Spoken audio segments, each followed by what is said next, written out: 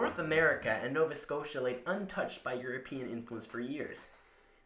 But eventually that would change. The discovery of a new world brought flocks of people to the Americas. With so many people rushing to this new land, it became important to map. Did somebody say map? Oh, no, not again.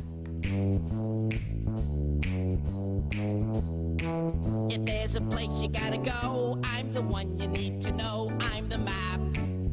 I'm the map, I'm the map. If there's a place you gotta get, I can get you there, I bet. I'm the map. I'm the map, I'm the map, I'm the map, I'm the map, I'm the map, I'm the map, I'm the map, I'm the map, I'm the map, I'm the map, I'm the map!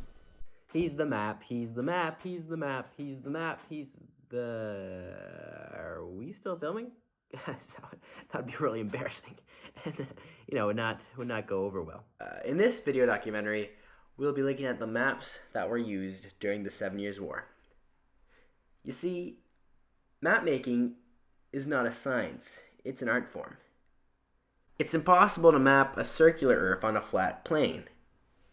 Here's a video from Hank Green, famous for his Crash Course series, or his and his brother's Crash Course series, to explain what I mean. The Earth is not flat, no matter what you might see people saying on Twitter, and it turns out that it's pretty tricky to make the world flat. If you draw a map of the Earth on a flat sheet of paper, you're going to end up making some parts bigger or smaller or shaped wrong. It's like trying to flatten out an orange peel. You just can't do it. So when you create a map, or even when you decide which map you want to use, you have to make a choice. Which aspects of the world do you want to distort? You have lots of different options depending on what you want to do with your map. As Hank said, maps are distortions of the world. They need to be made with a purpose, and that's the job of a map maker, to make a map with a purpose. Take these two maps for example. They're both maps of North America, but there are significant differences between the two maps, and that's because they're written by different people with different objectives. The first map I want to look at is a French map. It was designed by the French mapmaker Jacques Nicolas, which kind of sounds like Jack Nicholson, but that's besides the point. The map was made in 1757 and is a map of Nova Scotia. The second map I wanted to look at is an English map. It was designed by the English mapmaker Thomas Kitchin in 1758, and it's also a map of Nova Scotia. These maps are a year apart, and yet they have some very important differences. One of the most important differences to note is that on the French map from 1757, it refers to the land as Acadia, but on the British map from 1758, it refers to the area as Nova Scotia.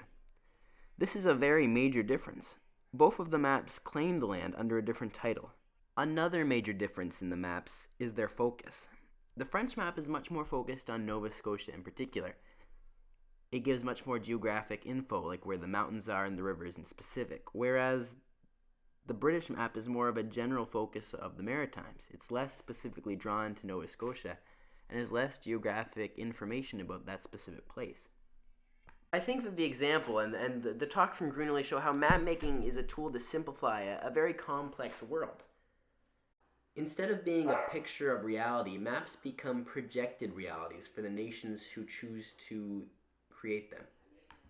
And the complexity is intensified when dealing with a very complex area, like Nova Scotia, New Brunswick.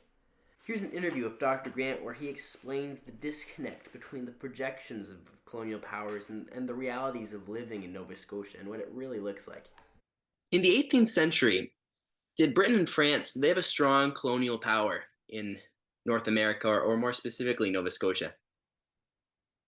Yeah, great question. I think it depends on where and when. So after 1710, which is what we call the conquest of Acadia, when Britain and New England had control over Annapolis Royal,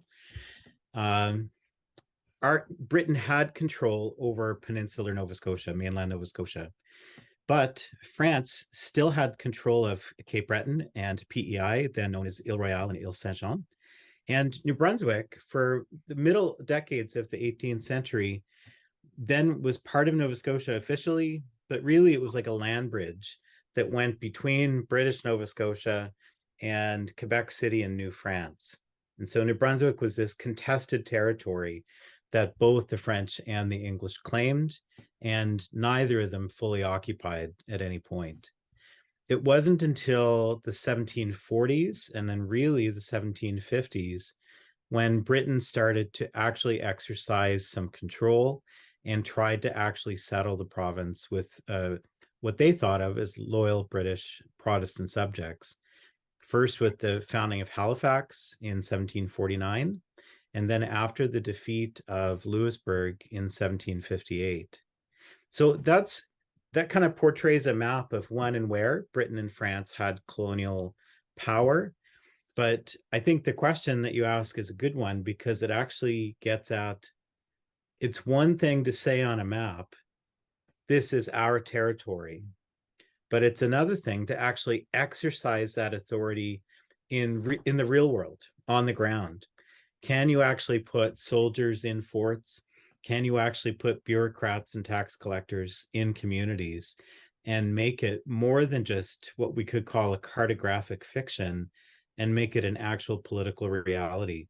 Because for most of the 18th century, up until 1760s and certainly after the 1780s, much of Nova Scotia was really, including New Brunswick, was Mi'kma'ki, was Wolastoqey territory, and was sparsely settled by French Acadians. And it wasn't until later that this region became a British settlement colony. Dr. Grant captures perfectly how complex the land was in Nova Scotia, particularly the region that would become New Brunswick. He also demonstrates one of the key points I want to touch on. It is easy to claim a land, but it's much harder to enforce your claim over the land. In the 7 Years' War, maps were used to enforce the claim on a land. The 7 Years' War began like most wars did, by accident. On a dark, dreary day, a collection of English soldiers led by George Washington encountered a small squadron of French soldiers. These two squadrons would get into an accidental skirmish, and by the end, 14 lay dead, and a world war that would last for 7 years was on the horizon. The 7 Years' War drastically changed the world. It was an early catalyst for the American Revolution. It made the French capitulate all of their holdings in North America, and it helped to establish Prussia.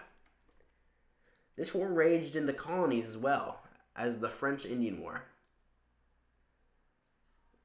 That is the background of the war. But now to get to the main point. How was map making used in the 7 Years' War? Map making was used to project a control over an area. What I mean is, during the time of the 7 Years' War, the land of Nova Scotia, specifically what would become New Brunswick, was, as Grant pointed out, very contentious. Maps were used by the French and the English to simplify a very nuanced area. Before looking at specific things of specific maps, I'm going to mention the broader trends that I have found.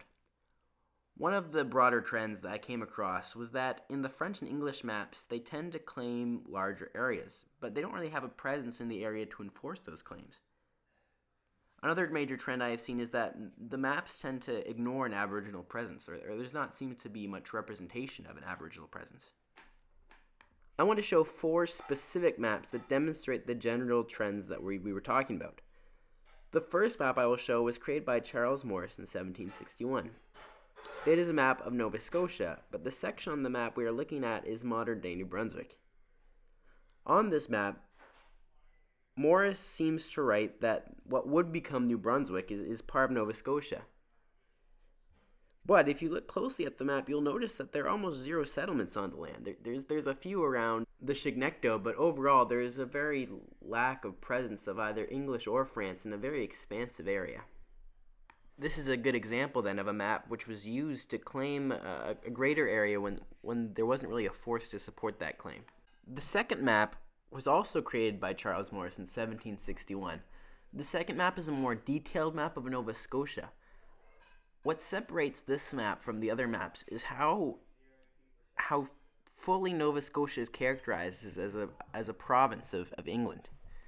You can see even the different sections of Nova Scotia are charted off the different counties. This map again shows how England is using a map to project a strong claim over a land. In reality, Nova Scotia was mostly claimed by the British at this point, but there wasn't a strong settlements everywhere over the land, even though they provinced it off and have claimed it as almost unilaterally British based on this map. This next map is one of my favorites. It's very interesting. It was made by the French map maker Lamirla Boucorn. I'm sorry if I pronounced that poorly. And was created in 1758. It is a really interesting map that almost works more like a piece of art than a map. Its capturing of the Battle of Louisbourg. This map is primarily another example of how many different kinds of maps there can be. As I said, this one really plays almost more like a piece of art than an actual map itself, and it captures the Battle of Louisbourg. You can actually trace the Battle of Louisbourg through maps. This one happens after it falls, but leading up through the 7 Years' War, you can look at maps that will be the plans of the French or the British to invade it. It's very interesting. Keep in mind that all through these maps also did not have the Aboriginal presence represented on them. You must realize that the Aboriginals played probably the biggest part of the population of the land, and for them not to really represent it in most of the maps that I found is highly alarming. To conclude, map making is a very powerful tool that allowed imperial powers to claim a land even if they didn't have the forces to back it up. In the 18th century, New Brunswick is a very contested land, particularly in the 7 Years' War with all the different factions coming to a head. The simplicity of maps allowed them to capture all these differences, and so because of that, nations would represent only their control of the land. In reality, most of the people living in this land were Aboriginals. But, in the end, the historical realities of the area were not what carried over into the future. It was the projections of the colonial powers. Thank you for listening. This is Luke Butler, signing out.